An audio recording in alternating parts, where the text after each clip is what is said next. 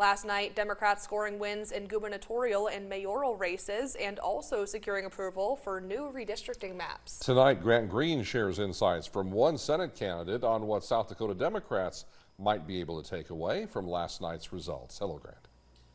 Well, good evening, Brian and Kara. Last night certainly was a statement that the Democratic Party across the country has some favor. But what about in South Dakota?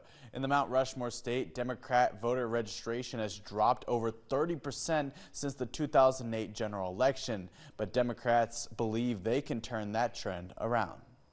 For South Dakota Democrats, it's certainly an uphill battle. State lawmakers make up the second smallest Democratic caucus of any state. Donald Trump won the state by a lot, but candidates are seeing promise.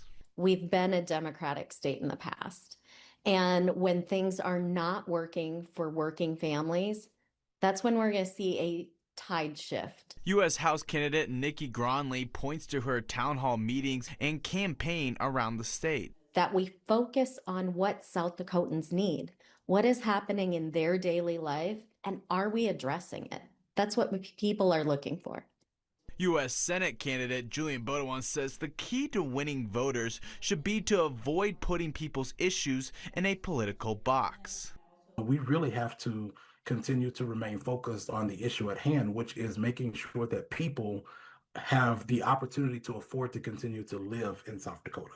So this goes far beyond being Democrat, Republican, how people register. The results of elections across the country showed a willingness by many voters to start fresh. Such is the case in New York City. Gubernatorial candidate Robert Arnold believes career politicians are losing favor. I would actually be willing to go further. I think that integrity matters much, much more than political experience, because with poor integrity, but with a lot of experience, all that experience is you being disingenuous. These candidates believe that consistency will be their key to using this momentum throughout 2026. And although Julian Bodowan is the only Democrat to announce a run for the congressional Senate seat, there are multiple Democrats running for U.S. House. Nikki Gronli is one of those candidates, and she talked about how exciting it is that voters will have a choice within the party. Brian. Grant Green tonight. Grant, thank you.